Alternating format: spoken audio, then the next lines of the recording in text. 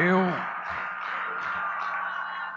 primeiro, quero desejar a todos vocês, mulheres e homens presentes nesse ato, dia 8 de janeiro, um feliz ano novo. Que 2026 possa ser marcado pela consolidação do processo democrático desse país, possa ser marcado pela ascensão social dos milhões de invisíveis que historicamente foram esquecidos nesse país, pode ser marcado pela ascensão do reconhecimento do povo quilombola desse país, pode ser marcado pela ascensão do reconhecimento das terras indígenas e da cidadania dos indígenas desse país. Como pode ser marcado pela nossa luta incansável em defesa de um clima saudável para toda a sociedade brasileira, a sociedade mundial. Eu que não costumo ler nominata, hoje eu vou ler a minha nominata, porque tem muitos ministros aqui, tem 3 governadores que eu estou vendo aqui, tem senadores aqui que eu estou vendo, então eu vou ler a nominata no reconhecimento à presença de vocês, porque eu sei que muitos de vocês estavam de férias. Uma férias merecida depois de um ano de muito trabalho.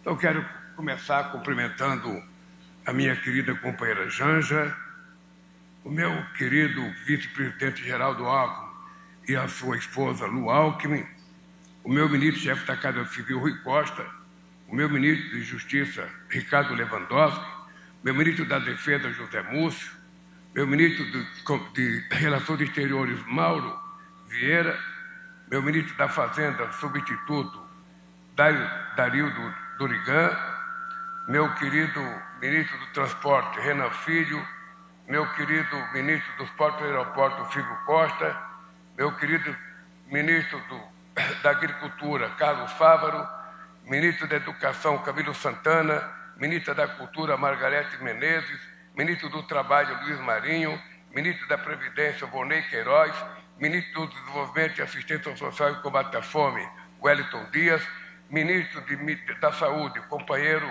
Alexandre Padilha, meu querido ministro de Empreendedorismo e Micro e Pequena Empresa, companheiro Márcio França, meu querido Alexandre Silveira, ministro de Minas e Energia, meu querido Gustavo José Guimarães, substituto do Planejamento e Orçamento, minha querida Esther Dweck, da Gestão e Inovação em Serviços Públicos, meu caro amigo, querido Frederico Siqueira, ministro das Comunicações, minha querida Luciana Santos, ministra da Ciência e Tecnologia, minha querida Marina Silva, ministra do Meio Ambiente, meu querido André Fufuca, ministro do Esporte, Gustavo Feliciano, ministro do Turismo, Valdez Góes, ministro da Integração e Desenvolvimento Regional, Paulo Teixeira, do Desenvolvimento Agrário, Jade Filho, das Cidades, companheiro Rivelta Hépto Araújo, ministro substituto da Pesca, Márcia Lopes, ministra das Mulheres, Aniele Franco, ministra da Igualdade Racial, Macaé Evaristo, ministra dos Direitos Humanos, Sônia Guajajara, ministra dos Povos Indígenas, Guilherme Bolo, da Secretaria-Geral da Presidência da República, Marco Antônio Amaro, Gabinete de Segurança Institucional, Gleisi Hoff, ministra da Secretaria das Relações Institucionais, Sidônio Palmeira, ministro da Comunicação Social da Presidência da República, Jorge Messias, ministro da Advocacia Geral da União, Vinícius Carvalho, ministro da Controladoria Geral da República. Quero cumprimentar o meu querido sempre ex-ministro, embaixador Celso Amorim. Quero cumprimentar os governadores Jerônimo Rodrigues, governador da Bahia, o Eumano de Freitas, governador do Ceará, Fátima Bezerra, do Rio Grande do Norte, o senador Randolfo Rodrigues, líder do governo, o senador Jacques Wagner, o senador Beto Faro, o senador veneziano que está aqui como vice-presidente do Senado, o deputado federal José Guimarães, líder do governo, os deputados federais Ayrton Faleiro, Alencar Santana, Aliel Machado, Ana Paula Lima, André Janones, Benedita da Silva, Camila Jara, Dayana Santos, Daniel Almeida, delegada Adriana Corse, Dilvada Faro, Érica Cocai, Juscelino Filho, Lindeberg Farias, Odair Cunha, Paulo Guedes, Pedro Puzai, Reginaldo Veras, Luciane Cavalcante, Valmir Assunção, deputado Vicentinho e deputado Zeca Disseu. Quero cumprimentar a presença aqui do nosso querido companheiro Marcos Olsen, comandante da Marinha, do general Tomás, comandante do Exército, do brigadeiro Marcelo Damasceno, comandante da Aeronáutica, e do almirante Renato de Aguiar Freire, chefe do Estado-Maior do Conjunto das Forças Armadas, e do brigadeiro Francisco Joseli, presidente em exercício do Superior Tribunal Militar, ministro Freire Pimenta, presidente em exercício do Tribunal Superior do Trabalho, presidente de bancos oficiais, Aloysio Mercadan, do BNDES, Luiz Cláudio Lessa, presidente do Banco da Amazônia, Marco Baziano Rocha, presidente substituto da Caixa, Andrei Rodrigues, diretor-geral da Polícia Federal, Décio Lima, diretor-presidente do SEBRAE, Jorge Viana, presidente da Agência Brasileira de Promoção, a nossa querida APEX, Sargento Marcelo Moraes, policial militar do Distrito Federal, companheiras e companheiros. Se eu esqueci alguém, desculpem, porque eu não estava na minha nominata.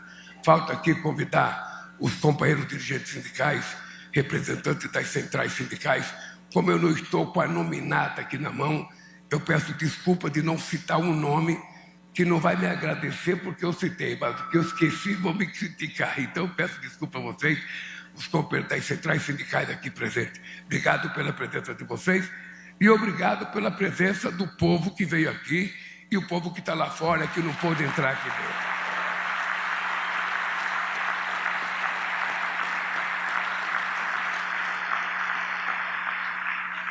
O meu discurso será muito pequeno. Vocês percebem que tem poucas páginas. A democracia exige que a gente fale pouco. Não falei nem o nome da nossa prefeita de Contagem, porque não estava na minha nominata. Por isso que é difícil a gente... A democracia ela exige que a gente fale pouco e ouça muito. É muito melhor a gente ouvir do que a gente ficar pensando sozinho em fazer as coisas. E o dia de hoje, além de estarmos aniversariando 3 anos de mandato, do nosso 3º mandato, é um dia que muita gente nesse país pode comemorar. Primeiro, pela manutenção do Estado de Direito Democrático nesse país. Segundo, com aquilo que nós conseguimos conquistar e colocar em prática nesse país política de inclusão social, que teve a participação de todos vocês. Teve a participação do povo, teve a participação do Poder Executivo, a participação dos ministros, a participação dos dirigentes sindicais, a participação do Congresso, Câmara e Senado. Porque muitas vezes as pessoas veem uma disputa de ideias ou de teses entre Poder Executivo e Poder Legislativo e muitas vezes a imprensa já cunha que há uma guerra entre o Senado, entre a Câmara e o Poder Executivo. O que nós provamos nesses 3 anos de mandato é que a democracia ela é a arte do impossível e ela é a arte da competência, da convivência democrática na diversidade. Acho que não tem um cientista político que imaginou que depois do resultado eleitoral de 2022, que a gente pudesse tomar posse e governar esse país e conseguir aprovar a quantidade de coisas que nós conseguimos aprovar num parlamento teoricamente totalmente adverso ao governo. A nossa bancada chegou ao Congresso com 69 ou 70 deputados. Se somar toda a esquerda, não chegamos a 130, 140. Ou seja, num Congresso de 513 deputados e 81 senadores, quando o meu partido só tem 9. E mesmo assim, nós conseguimos aprovar coisas que muitos governantes, que tiveram muitas vezes a maioria do Congresso Nacional, não conseguiu aprovar. Eu poderia começar dizendo para vocês os meus agradecimentos pelo fato da gente ter aprovado a PEC da transição. A PEC da transição é uma coisa que poderia entrar no Guinness Book, pela competência política e pela tolerância política de todos os envolvidos. Porque o dado concreto é que a PEC da tolerância fez com que, pela primeira vez na história da humanidade e da democracia, alguém começasse a governar antes de tomar posse. E foi isso que permitiu a PEC da transição, garantindo que nós pudéssemos ter o dinheiro para melhorar a quantidade de dinheiro para a saúde, para melhorar a quantidade de dinheiro para a educação e para pagar, inclusive, uma parte da dívida deixada pelo outro governo. E vocês perceberam que nós não ficamos falando mal do outro governo. Quem condenou a minha transição foi o Alckmin. E a transição apenas retratou com a fidelidade aquilo, porque quando a gente é eleito, a gente não é eleito para ficar falando mal do que estava. A gente é eleito para fazer as coisas que ele não soube fazer. E fazer com mais competência. E é isso que nós nos propusemos a fazer. Por isso, eu fico muito feliz quando a gente pode constatar que a gente vive a menor inflação acumulada dos últimos 4 anos da nossa história. Parece impossível, Cristóvão Buarque, mas nós conseguimos esse feito. É a menor inflação acumulada em 4 anos desde o Plano Real.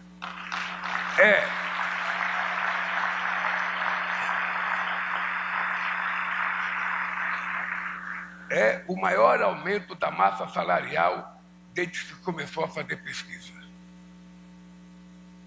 É o maior número de emprego com carteira profissional assinada da nossa história. E é o menor desemprego da nossa história. Se eu for falar de cada ministério, e a gente vai ter que mostrar esse ano ao povo brasileiro, uma comparação, o que foi esses 3 anos com os 8 anos antes de nós, para que a gente possa fazer uma fotografia para cada pessoa saber o que aconteceu nesse país. Um fato inusitado desse ano é que todas as previsões pessimistas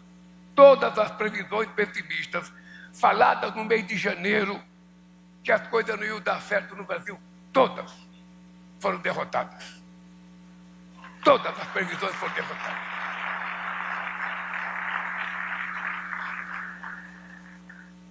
E quem estiver apostando outra vez no negativismo, vai perder outra vez. Vai perder outra vez. Então, companheiros, esse ato de hoje é uma exaltação, sabe? É esse momento que estamos vivendo. É esse momento de manutenção do Estado de Direito democrático, ao acompanhar o comportamento da Suprema Corte, que foi um comportamento magistral, em que não se submeteu aos caprichos de ninguém, e que pode permitir que, quando você exerce a democracia, a gente pode ver as coisas acontecerem da forma mais previsível possível. Por isso, minhas queridas companheiras e companheiros, 8 de janeiro está marcado pela história como o dia da vitória da nossa democracia. Vitória sobre os que tentaram tomar o poder pela força, desprezando a vontade popular expressa nas urnas. Os que sempre defenderam a ditadura, a tortura e o extermínio de adversários e pretendiam submeter o Brasil a um regime de exceção. Os que planejaram os assassinatos do presidente e do vice-presidente da República e do então presidente do Superior Tribunal Eleitoral. Os que exigem cada vez mais privilégios para os super ricos e menos direito para quem constrói a riqueza do Brasil com o suor do seu trabalho. Vitória sobre os que não hesitaram em desmantelar outra vez as políticas de inclusão social e devolver o Brasil ao mapa da fome. Os inimigos das conquistas dos mais carentes, da classe média e da classe trabalhadora. Os traidores da pátria, que conspiraram contra o Brasil para causar o caos da economia e o desemprego de milhões de brasileiros. Eles foram derrotados. O Brasil e o povo brasileiro venceu. Minhas amigas e meus amigos, a tentativa do golpe de 8 de janeiro de 2003 veio nos lembrar que a democracia não é uma conquista inabalável. Ela será sempre uma obra em construção, sujeita ao permanente assédio de velhos e novos candidatos a ditadores. Por isso, a democracia precisa ser zelada com carinho e defendida com unhas e dentes, dia após dia. É preciso conscientizar as pessoas que a democracia é muito mais do que uma palavra bonita nos dicionários. É mais do que o dever e o direito de votar no dia da eleição e depois guardar o título de eleitor pelos próximos 4 anos. A democracia requer a participação efetiva da sociedade nas decisões de governo. Ela é também o direito de dizer não. A verdadeira democracia exige a construção de um país cada vez mais justo e menos desigual, com mais direitos e menos privilégios. Um país onde a saúde e a educação de qualidade sejam um direito de todos e não o privilégio de quem pode pagar por elas. Onde morar com dignidade, conforto e segurança seja um direito de todos e não o privilégio dos que vivem nos bairros mais nobres. Onde a riqueza seja distribuída entre aqueles que trabalham para produzi-la, em vez de concentrada nas mãos de uma elite financeira. Foi esse país mais justo e menos desigual que os inimigos da democracia tentaram demolir dia 8 de janeiro. Minhas amigas e meus amigos, não faz muito tempo, as principais lideranças do golpe defendiam a ditadura.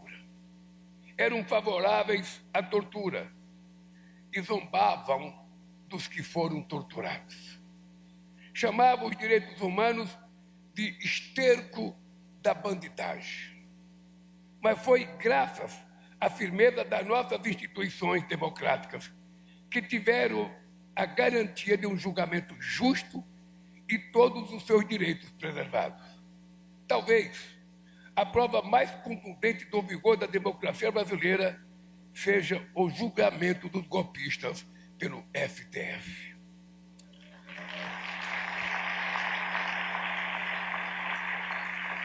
Todos eles tiveram amplo direito de defesa. Foram julgados com transparência e imparcialidade. E, ao final do julgamento, condenados com base em provas robustas e não com ilegalidades em série, meras convicções ou pontos fajutos. Por isso, quero parabenizar a Suprema Corte pela conduta irrepreensível ao longo de todo esse processo. Julgou e condenou no estrito cumprimento da lei. Não se rendeu às pressões, não se amedrontou diante das ameaças, não se deixou levar por revanchismo. Saiu fortalecida. Sua conduta certamente será lembrada pela história. Minhas amigas, meus amigos, o poeta hispano-americano Jorge Santayana disse certa vez, abre aspas, aqueles que não conseguem lembrar o passado estão condenados a repeti-lo. Fecha aspas. Em nome do futuro, não temos o direito de esquecer o passado. Por isso, nós não aceitamos nem ditadura civil, nem ditadura militar. O que nós queremos é democracia emanada do povo e para ser exercida em nome do povo. Viva a democracia brasileira!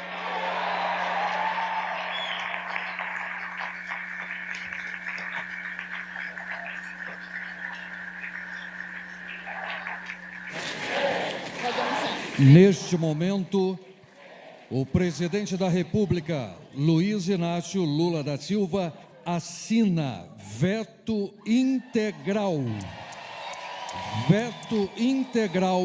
ao projeto de lei número 2162 de 2023, que diz respeito à progressão de regime para pessoas condenadas e à dosimetria da pena para crimes contra o Estado Democrático de Direito e para condutas praticadas em contexto de multidão.